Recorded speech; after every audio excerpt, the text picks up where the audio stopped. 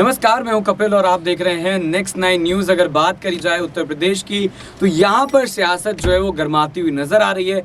अतीक अहमद के मुद्दे पर फिलहाल अखिलेश यादव राजनीति कर रहे हैं, ये कहा जा सकता है, क्योंकि अतीक अहमद की अगर बात करी जाए तो उनके ऊपर जिस तरह के गंभीर आरोप हैं, इसको लेकर कोर्ट में सुनवाई चल रही है और आज अतीक अहमद शाम तक ये कहा जा रहा है कि उत्तर प्रदेश पहुंच जाएंगे, पुलिस उन्हें ले आएगी। प्रयागराज कोर्ट में कहीं ना कहीं सुनवाई होगी और कल बड़ा ऐलान उनके खिलाफ हो सकता है। अब इसको लेकर जो है वो केशव प्रसाद मौर्य ने भी ये कहा कि पुलिस को धमकाना जो है वो बंद करे अखिलेश यादव, और अगर अतीक अहमद की तरफदारी करनी है तो वो कोर्ट में जाएं, वहां पर जाकर सबूत जो है वो पेश करें और ये प्रूफ कर दे कि अतीक अहमद ने कुछ नहीं किया। सपा का प्रोडक्ट जो है वो बताया जाता है कि अतीक अहमद को, और उनके ऊपर राजनीति लगातार जारी है।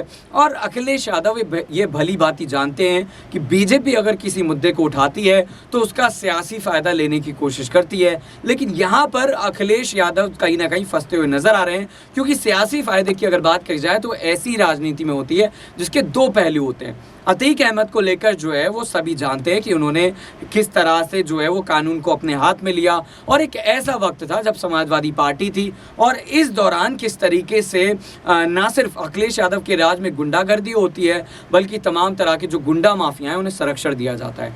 अखिलेश यादव जो है क्या कुछ कहते हुए नजर आए, बीजेपी पर हमला बोल रहे हैं, सुनिए जरा।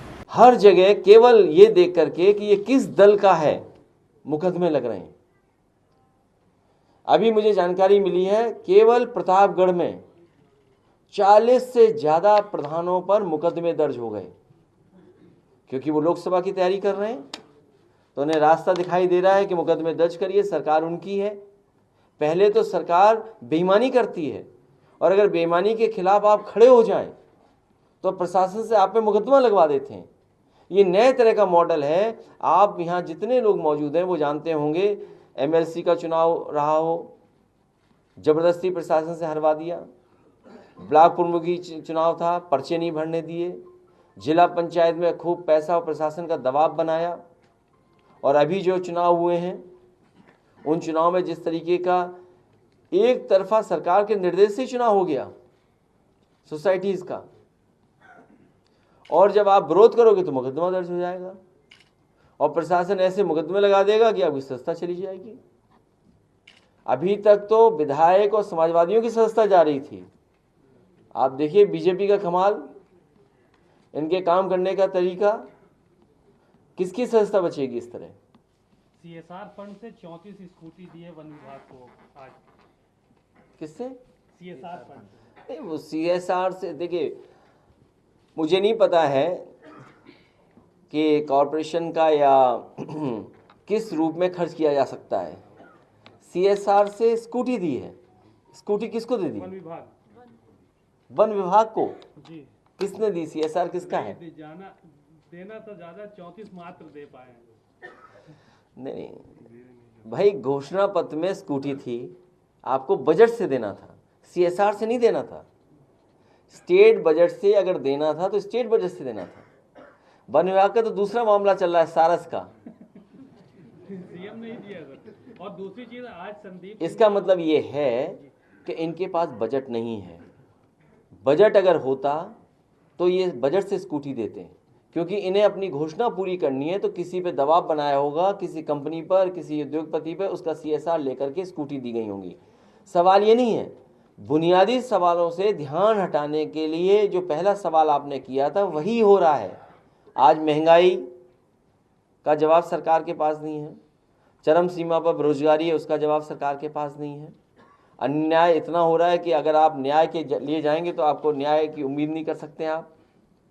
अभी चाहे किसी रूप में हो, इतनी बड़ी बड़ी घटनाएं घट रही जिसकी आप कल्पना नहीं कर सकते। अभी एटा में जलेसर एटा में कुछ लोगों ने, जो धार्मिक लोग हैं, प्रतिष्ठित लोग हैं, उन्होंने भगवान बुद्ध की प्रतिमा थाईलैंड से मंगा के लगाई। पता नहीं किसने तोड़ दी, खंडित कर दी। आखिर ऐसे कौन लोग हैं, कौन सी ताकतें हैं जो भगवान बुद्ध को नहीं पसंद कर रहे हैं? भगवान बुद्ध का जो रास्ता है वो न केवल भारत के लोगों ने देखा बल्कि दुनिया के लोग भी उस तरफ चलने लगे। तो आखिर सरकार किसके लिए काम कर रही है? आज शिक्षा मित्र एक बार शिक्षा फिर से मित्र संदीप सिंह के घर का घेराव कर रहे हैं, लेकिन न्याय नहीं मिल रहा है। पिछली बार भी बहुत टी हंगामा हुआ शर्ट पे था, लिख के आए हम बच्चे भी शूद्र हैं सड़कों इसलिए पर न्याय उतरे नहीं थे। मिल रहा है। बड़ी संख्या में लोग पहुंचे हुए हैं। बच्चे भी सड़क पे उतरे थे सर पिछली बार, लेकिन न्याय नहीं मिल रहा है। भारतीय जनता पार्टी की सोची समझी रणनीति है आउटसोर्स चलाना, प्राइवेटाइजेशन करना, इस तरह के फैसले लेना जिससे कि जो बाबा साहब भीमराव अम्बेडकर जी ने संविधान में हमें हक और सम्मान दिया उसको छीन लेना।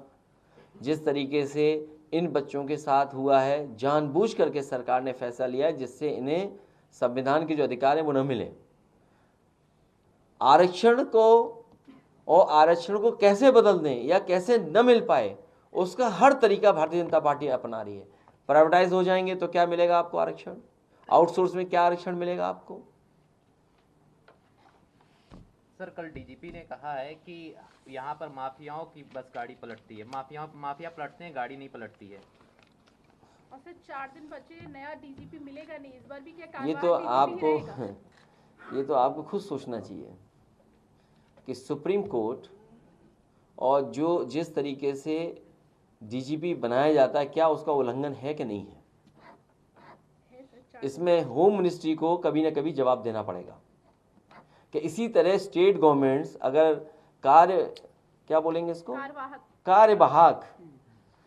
कार्यवाहक डीजीपी बनने लगे हर स्टेट में तो सेंट्रल गवर्नमेंट को क्या है, ये अंदरूनी झगड़ा है।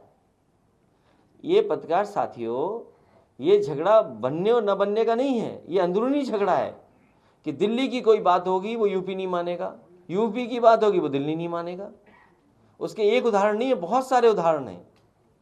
इसलिए समाजवादियों तैयार हो जाओ, आपको जनता में जाना है। इनके यहाँ तो झगड़ा लग गया है, जनता को हमें समझाना है और 24 में इनको हराना है। सर अतीक को लाया जा रहा है सर सुरक्षा को लेकर।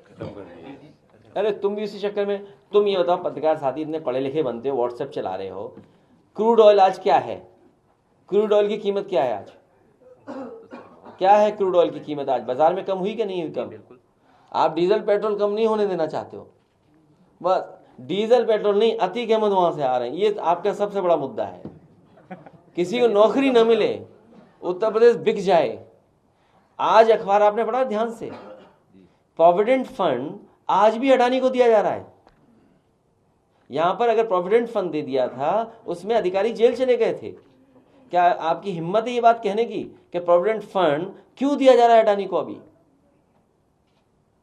जो कंपनी डूब गई, जो कंपनी घाटे में जा रही है, आज भी पैसा दिया जा रहा है, सरकारी पैसा।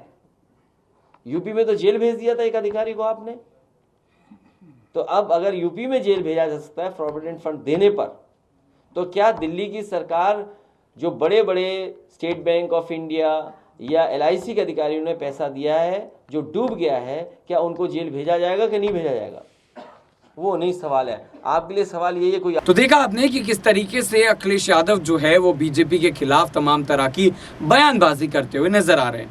हालांकि अगर चुनाव की बात करी जाए तो तमाम तरह के सर्वे सामने आ रहे हैं और इन सभी सर्वे में ये बताया जा रहा है कि लगभग 63 से लेकर 73 के बीच सरकार जो है वो लोकसभा सीटें जीत सकती है। अब ये कहीं ना कहीं देखना होगा कि सारी सीटें लोकसभा की अगर बीजेपी के पास जा रही हैं तो अखिलेश यादव के पास क्या रह जाएगा। तमाम तरह के दावे हो रहे हैं। ये कहा जा रहा है शफीकुर रहमान बर्ग की तरफ से कि लोकसभा का जो चुनाव है वो दरअसल बीजेपी बनाम विपक्ष का है, लेकिन विपक्ष क्या अखिलेश यादव के साथ जाएगा, ये भी बड़ा सवाल है। तो सवाल इस तरह के कई खड़े हो रहे हैं, लेकिन योगी सरकार जो बार बार जनता को भरोसा दिला रही कि ये सुशासन की सरकार है, बुलडोजर की सरकार है और ये बुलडोजर उस पर चलेगा जो जनता के खिलाफ कहीं ना कहीं खड़ा हुआ नजर आएगा, कानून को अपने हाथ में लेगा। कमेंट करके ज़रूर बताएगा कि आने वाले वक्त में सरकार किसकी बनेगी, क्या सुशासन और बुलडोजर की बनेगी या फिर अखिलेश यादव की बनेगी। फिलहाल हमारी इस खास पेशकश में इतना ही। देखते रहिए नेक्स्ट टाइम न्यूज़। नमस्कार।